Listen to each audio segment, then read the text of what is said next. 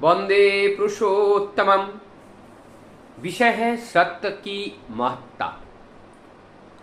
सत्य का कोई महत्व है या नहीं है? साधारणतः लोग आज इस कलयुग में समझते हैं कि सत्य बोलना अधर्म है और सत्य राह पर चलकर सत्य बोलकर हम जीवन यापन नहीं कर सकते हैं। सत्य पथ पर अगर हम रहेंगे तो हमारी जीवन में उन्नति नहीं हो सकती है। इस तरह का एक विचारधारा आज के वर्तमान समाज के लोगों के अंदर ये कूट कूट कर भरा है। आज हम चलते हैं इसमें, आज इस बात की चर्चा करेंगे और ये सत्य और असत्य, सत्य का जो महत्ता आज भी है, इस बात को देखने का प्रयास करेंगे। जो सत्य की महत्ता सदैव है और रहेगी, इस महत्ता को कोई ठुकरा नहीं सकते हैं। कहावत है कि अधर्म की जो बत्ती होती हैं, जो दिया होते हैं, वो बहुत तेज जलती हैं, लेकिन धर्म की जो दिया होती हैं वो धीरे धीरे जलती हैं। और एक कहावत है, जो असत्य का प्रचार बहुत तेजी से होता है, सत्य का प्रचार बड़े धीमी धीमी होती हैं, लेकिन ये बूझता नहीं है, निरंतर चलता रहता है। पहले इस सत्य को समझने के लिए असत्य को समझना पड़ेगा। असत्य क्या है? ये एक झूठ कपट का एक प्रपंच है। ये एक झूठ का, कपट का, मतलब जहां पर मना वाचा कर्मा, मनसा वाचा कर्मणा, ये हमारा वेद कहती है कि मन से, वचन से और कर्म से, इसमें कोई कपटता नहीं होना चाहिए। ये एक दूसरे के प्रति ईमानदारी होनी चाहिए। अर्थात हम मन में जो सोचे, हम मन से जो सोचे वही हमारी वाणी में निकले, और वाणी से हम जो बोले वो हमारी कर्म में दिखे। जब हमारा मन, वाणी और कर्म एक समान हो जाता है तो वहां पर कोई कपटता नहीं रहती है। अर्थात वहां पे कोई अंधकार भी नहीं रहता है, कोई अज्ञानता भी नहीं रहता है, कोई छिपाने वाली बात भी नहीं रहती है। और जब ऐसा होता है और वहां पर सत्य का प्रकाश निखारता है, और वही सत्य ही हमें वास्तविकता की जानकारी देती है। हम साधारणतः देखते हैं परिवार में, बहुत से परिवार ऐसे देखा गया, और उसमें से चाहे वह गरीबी हाल में हो, चाहे वह किसी गवर्नमेंट एम्प्लॉय हो, कुछ भी हो, अगर उनके पास सत्य नहीं है तो इसका दुष्परिणाम हम लोगों ने देखे हैं।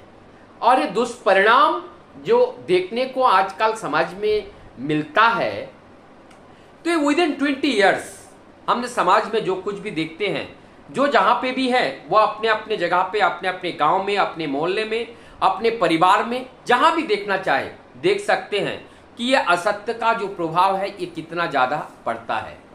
झूठ बोल करके अपने को बड़ा बनाना और झूठ बोल करके वास्तविक सत्य को छिपाना और मिथ्या का एक बहुत बड़ा ढाल बना करके अपने आप को बड़ा साबित करना, ये कितना बड़ा घातक होता है। इसका दुष्परिणाम क्या होता है, जिन्होंने देखा है वो जान सकते हैं।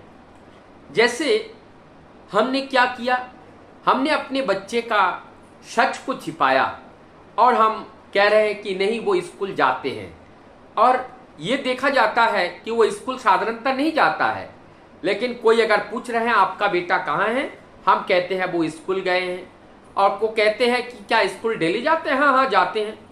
तो हमने अगर इस बात को ना कहकर हम कहते कि भाई वो जो बेटा है कभी कभी स्कूल जाने से आनाकानी भी करता है, और कभी कभी थोड़ा सा गलत आदत उनके अंदर आ गया, हम सब मिलकर के उस गलत आदत को अगर दूर कर पाए तो उनका जीवन सुंदर हो जाएगा। आपसे हमारी एक विनती है, यदि मेरा बेटा आपके आसपास या आपके नज़र में कभी पड़ जाए तो निश्चित उनसे पूछना वो क्या कर रहा है या किस लिए यहाँ पे आए हुए हैं। तो आपके दो आंखें भी अगर उनके ऊपर रहेगा तो मेरा दो आंखें और आपके दो आंखें, इस तरीके से 4 आंखें उनके निगरानी के लिए उनका पीछा रहेगा, पीछा करेगा। जिससे उस बच्चे का भविष्य अच्छा होगा। तो यह है सत्य का परिणाम। और ये ना कह करके हम अगर छिपाने की प्रयास करें तो आज हमारा बच्चा जहाँ पे है, कल वो बच्चा और ज़्यादा उसका दुष्परिणाम, उनका चरित्र में परिवर्तन आएगा।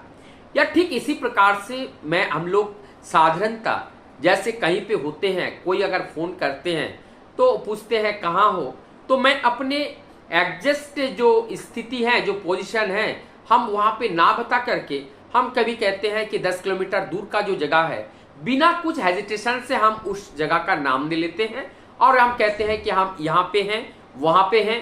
कभी अगर अपने सुविधा के अनुसार अगर ना बोलने से अच्छा है तो हम नहीं भी बोल देते हैं, हाँ को ना बोल करके उनके पास हम पेश करते हैं।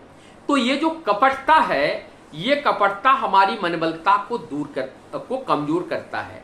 और जब मनोबल कमजोर हो जाता है, हमारी बुद्धि भी क्षीण हो जाती है। और बुद्धि जब क्षीण हो जाती है, हमारी जो राडर कैपेसिटी है, हमारी जो मेमोरी बाहर से जो थॉट, जो भाव को जो रिसीव करता है, यदि हमारे अंदर जितनी मलिनता आएगी, रिसीवर हमारा उतना काम कम करेगा, तब गुड रिसीवर नहीं बनेगा, वो बैड रिसीवर बनेगा। और इसी प्रकार से परम पिता की जो इंफॉर्मेशंस हैं, उस मैसेज हम तक नहीं पहुंच पाएगा, और पहुंचेगा भी तो डिले पहुंचेगा, और जिससे हमारी मन बुद्धि विचार वो थोड़ा अलग हो जाएगा। और अलग होने के बजाय से जैसे ही अलग होगा और हमें उस प्रवृत्ति के लोग अच्छा लगेगा, क्योंकि हमारे अंदर जो बुद्धि है, जो विचार है, और उसी विचारधारा के लोग जब हमें मिल जाते हैं तो वो व्यक्ति हमें अच्छा लगने लगता है।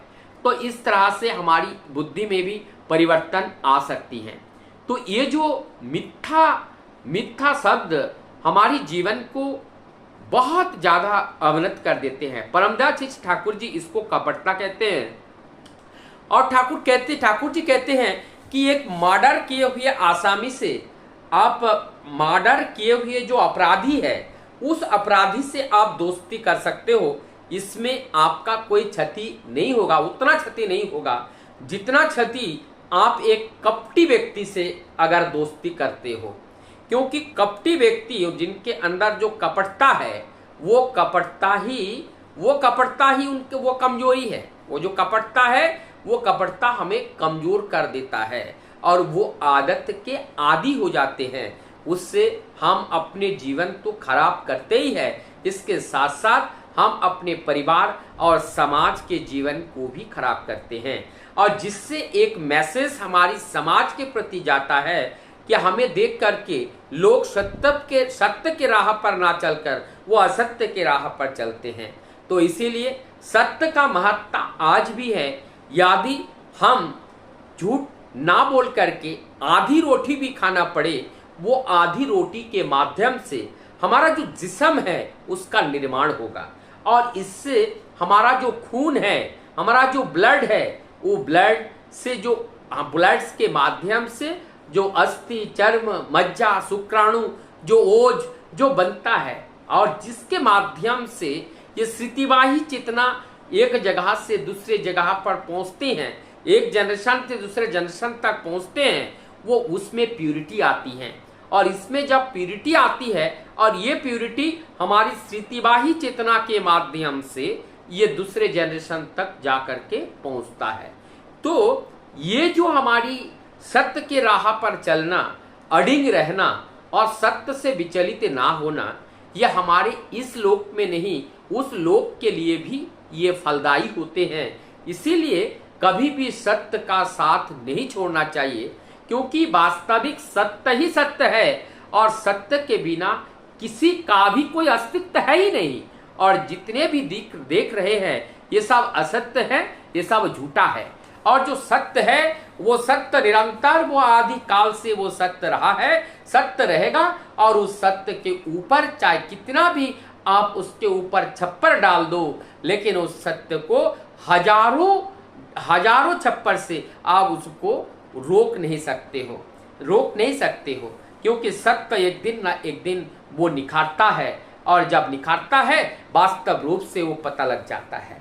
यदि हम आंख बंद करके खेत में कोई बीज लेकर के हम बो देते हैं, मिट्टी के नीचे गाड़ देते हैं, लेकिन वो बीज हमने गाड़ा, हमने भी नहीं देखा और दूसरे लोगों ने भी नहीं देखा, लेकिन कौन सा बीज गाड़ा इसको हमें बताना नहीं पड़ेगा। जब इसका वृक्ष वहां पे उगेगा और उसमें फूल और फल आएगा और उस फल को कोई जब पाएगा और उस पाने के बाद उसका स्वाद को जब चखेगा तो निश्चित रूप से उनको ये पता लग जाएगा कि ये पेड़ किसका है।